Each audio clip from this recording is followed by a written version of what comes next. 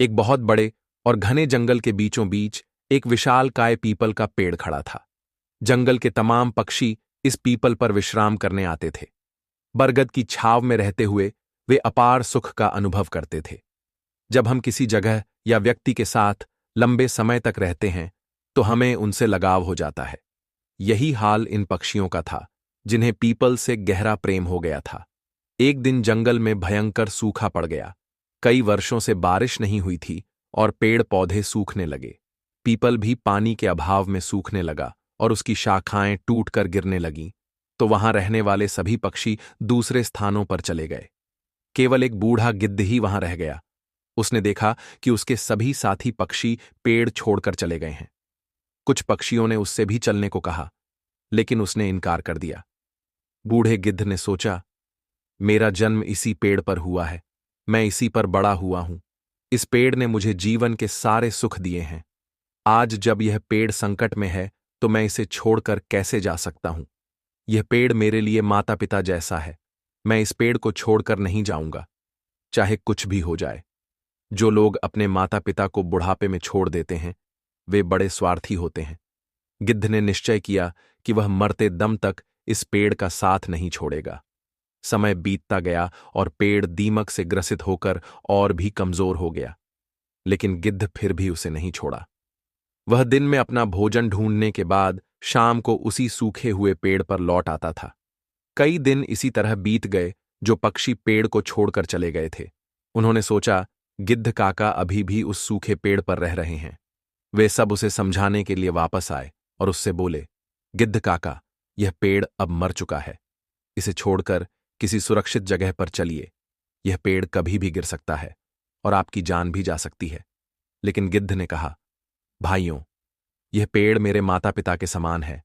मैं इसी पर बड़ा हुआ हूं और इस पेड़ ने मुझे जीवन के सारे सुख दिए हैं। मैं इसे इस कठिन समय में नहीं छोड़ सकता। यह मेरी सबसे बड़ी खुदगर्जी होगी। गिद्ध की बातें सुनकर पक्षी निराश हो गए और लौट गए। वे इंद्र के पास गए और सारी बात बताई। इंद्र ने पक्षियों की बात सुनकर गिद्ध को समझाने का निर्णय लिया। इंद्र ने गिद्ध से कहा, हे गिद्ध, यह पेड़ अब बहुत कमजोर हो चुका है। इसकी शाखाएं गिर चुकी हैं और इस पर एक भी हरा पत्ता नहीं बचा है। अगर यह पेड़ गिर गया तो आपकी जान भी जा सकती है। इसलिए इसे छोड़कर किसी सुरक्षित जगह पर चले जाइए। हे भगवान, जब मेरा जन्म हुआ था मेरे माता पिता मुझे इसी पेड़ पर छोड़ गए थे। मैं इस पेड़ पर बड़ा हुआ हूं और इसी पर रहते रहते बूढ़ा हो गया हूं।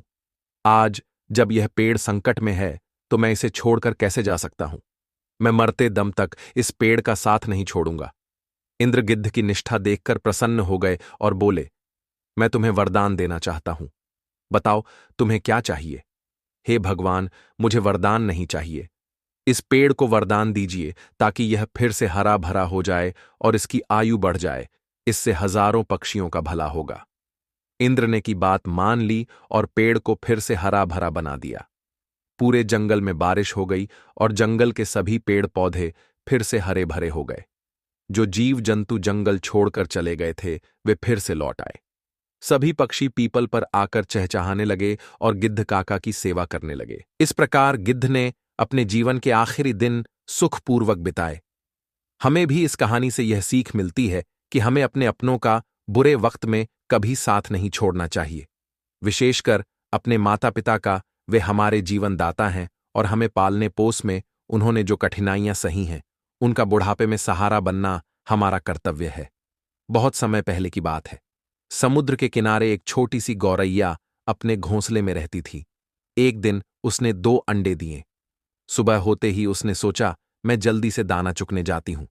तब तक मेरे अंडे यहां सुरक्षित रहेंगे। किसी को नहीं पता कि मैंने 2 अंडे दिए हैं। गौरैया दाना चुगने चली गई। उसे दाना चुगने में शाम हो गई, लेकिन जब वह वापस आई तो उसने देखा, अरे, मेरे अंडे कहां गए? यहां तो कोई भी नहीं है। उसने देखा कि समुद्र हंस रहा है। गौरैया ने पूछा, समुद्र, तुम हंस क्यों रहे हो? मुझे सच सच बता दो, मेरे अंडे कहां हैं? तुमने ही मेरे अंडे चुराए हैं।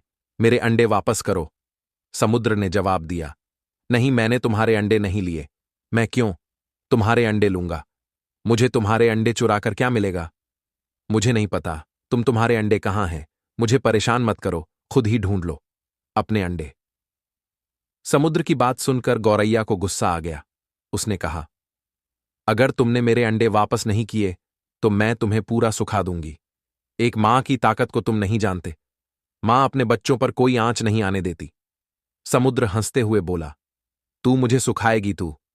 गौरैया, चल ये कोशिश करके देख ले। गौरैया गुस्से में अपनी छोटी सी चोंच में समुद्र का पानी भरती और किनारे पर उड़ेल देती। पास से गुजरते हुए एक चिढ़ा ने पूछा, अरे गौरैया बहन, आज तुम दाना चुगने नहीं आई, और तुम यह क्या कर रही हो? गौरैया ने जवाब दिया, मैं समुद्र का पानी सुखाकर अपने अंडे वापस लूंगी। तुम जाओ, मुझे अपना काम करने दो। चिढ़ा ने कहा, पर गौरैया बहन, यह कार्य असंभव है। इस तरह तुम समुद्र का पानी नहीं सुखा पाओगी। गौरैया दृढ़ निश्चय के साथ अपने कार्य में लगी रही। जब वह थक जाती तो थोड़ी देर रुककर फिर से काम में जुट जाती। इस कार्य में गौरैया को कई दिन हो चुके थे। भूखी प्यासी गौरैया की तबीयत खराब होने लगी। ये देखकर सभी पक्षी चिंतित हो गए। ये गौरैया अगर इसी तरह भूखी प्यासी इस कार्य में लगी रही तो अनर्थ हो जाएगा। हमें गरुण देव के पास चलकर सहायता मांगनी चाहिए। सभी पक्षी मिलकर गरुण देव के पास गए। गरुण देव ने पूछा, क्या बात है? सब ठीक तो है? आज सभी पक्षी एक साथ मेरे पास आए हैं। पक्षियों ने बताया, गरुण देव, एक छोटी गौरैया अपनी जिद पर अड़ी है और इतने विशाल समुद्र का पानी सुखाने का प्रयास कर रही है। इसी वजह से उसका स्वास्थ्य भी गिर रहा है। कृपया उसकी मदद कीजिए।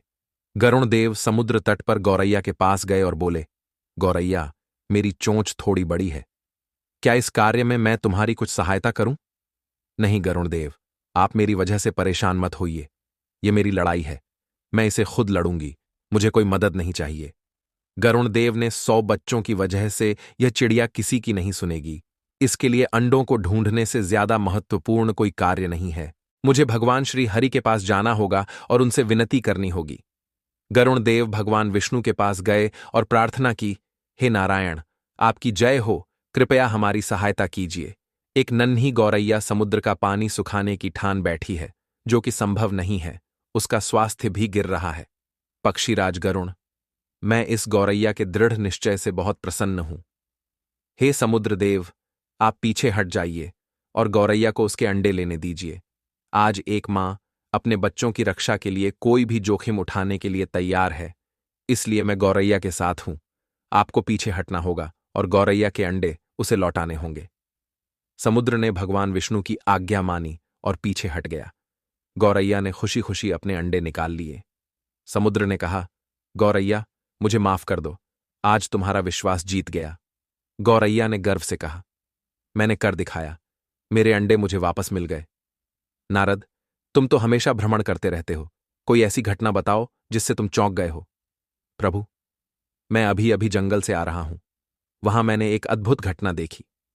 एक गाय दलदल में फंसी हुई थी और उसे बचाने वाला कोई नहीं था। तभी वहां से एक चोर गुजरा। उसने गाय को फंसा हुआ देखा, लेकिन रुका नहीं। उल्टे उसने गाय पर पैर रखकर दलदल पार किया और आगे बढ़ गया। कुछ दूर जाकर उसे एक सोने का सिक्का मिल गया। भगवान विष्णु मुस्कुराते हुए पूछे, फिर क्या हुआ? नारद, थोड़ी देर बाद वहां से एक वृद्ध साधु भी गुजरा। उसने गाय को बचाने की पूरी कोशिश की। पूरे शरीर का जोर लगाने के बाद उसने गाय को बचा लिया, लेकिन जैसे ही वह आगे बढ़ा, एक गड्ढे में गिर गया और उसे चोट लग गई। प्रभु, यह किस प्रकार का न्याय है? नारद, जो हुआ वह सही हुआ। चोर की किस्मत में उस दिन खजाना लिखा था, लेकिन उसने पाप किया, इसलिए उसे सिर्फ एक ही सिक्का मिला। वहीं साधु के भाग्य में उस दिन मृत्यु लिखी थी, परंतु उसने गाय को बचाकर अपने पुण्य बढ़ा लिए और उसकी मृत्यु एक छोटी सी चोट में बदल गई। इंसान के कर्म ही उसका भाग्य तय करते हैं। अब नारद मुनि को सारा माजरा समझ आ गया था।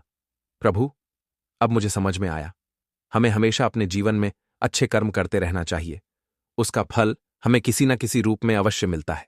बिल्कुल नारद, यही जीवन का सच्चा मार्ग है। प्राचीन समय में राजा जनक की पुत्री सीता से जुड़ी अनेक कथाएं प्रसिद्ध हैं। एक ऐसी ही कथा है जिसमें एक तोते ने माता सीता को श्री राम से वियोग का श्राप दिया, जिसके कारण गर्भावस्था के दौरान माता सीता को श्री राम से दूर रहना पड़ा। एक दिन की बात है जब छोटी सीता अपनी सहेलियों के साथ बगीचे में खेल रही थी। बगीचे के एक पेड़ पर तोते का एक जोड़ा बैठा था और वे आपस में बातें कर रहे थे। इस युग में राम नामक एक प्रतापी राजा होंगे और उनकी अद्वितीय पत्नी सीता होंगी। श्री राम सभी राजाओं को अपने अधीन कर लेंगे और देवी सीता के साथ 11,000 वर्षों तक राज करेंगे। धन्य है श्री राम और धन्य है सीता। यह सुनकर सीता का ध्यान उस ओर गया। अपने विवाह की बात सुनकर वह उत्सुक हो गई और उस तोते से पूरी कथा सुनने की इच्छा की। उन्होंने अपनी सहेलियों से तोते को पकड़कर लाने को कहा। सहेलियों ने तोते को पकड़कर सीता के पास लाया। सीता ने प्यार से पूछा, तुम कौन हो और कहां से आए हो? तुम जिस राम और सीता की बात कर रहे थे उसकी जानकारी कैसे मिली? हम वाल्मीकि आर्षि के आश्रम के पेड़ पर रहते हैं। उन्होंने रामायण नामक एक सुंदर काव्य लिखा है और उसे अपने शिष्यों को पढ़ाते हैं। हम भी उसे सुनते हैं और इसी कारण हमें यह कथा याद हो गई है। अच्छा, तो तुम श्री राम और माता सीता के बारे में बहुत कुछ जानते होगे। हाँ, थोड़ा बहुत मुझे और बताओ। श्री राम महाआर्षि विश्वामित्र के साथ अपने 3 भाई भरत, लक्ष्मण और शत्रुघ्न के साथ मिथिला आएंगे और भगवान शिव के धनुष को तोड़कर देवी सीता से विवाह करेंगे। श्री राम के तीनों भाइयों का विवाह भी मिथिला में होगा। तोते की बातें सीता को बहुत प्रिय लगीं। तुम्हारी बातें मुझे बहुत अच्छी लग रही हैं। श्री राम के गुणों के बारे में कुछ और बताओ। सीता की उत्सुकता देखकर मादा तोता समझ गई कि यह जनक नंदिनी सीता ही है। फिर भी उसने बिना इसका एहसास दिलाए कहा, श्री राम के रूप और गुणों का वर्णन जितना किया जाए कम है। वे हर प्रकार के ऐश्वर्य से युक्त हैं। जनक नंदिनी सीता धन्य है जो श्री राम के साथ हजारों वर्षों तक रहेंगी। परंतु तुम कौन हो जो यह सब सुन रही हो? जिसे तुम जनक नंदिनी सीता कहती हो वह मैं ही हूं। श्री राम ने मेरे मन को मोह लिया है। जब वे मिथिला आकर मुझसे विवाह करेंगे तभी मैं तुम्हें छोड़ूंगी। तुम मेरे महल में सुखपूर्वक जीवन बिताओ। हम वन में रहने वाले पक्षी हैं और स्वच्छंद विचरण पसंद करते हैं। महल में हमें सुख नहीं मिलेगा। मैं गर्भवती हूं और अपने बच्चे को जन्म देने के बाद वापस आ जाऊंगी। पेड़ पर बैठे उसके पति तोते ने भी सीता से विनती की, हे जनक नंदिनी, उसे छोड़ दो। वह गर्भवती है और महल में नहीं रह सकती। दोनों तोते सीता से उन्हें छोड़ने की मिन्नतें करते रहे, परंतु सीता अपनी जिद पर अड़ी रही। तोते की पत्नी का वियोग असहनीय हो रहा था और वह क्रोधित हो गई। उसने श्राप देते हुए कहा, गर्भावस्था में मुझे तुम अपने पति से अलग कर रही हो, इसलिए मैं तुम्हें श्राप देती हूं कि गर्भावस्था में तुम्हें भी अपने पति से अलग होना पड़ेगा। इतना कहकर मादा तोता राम राम कहकर मर गई।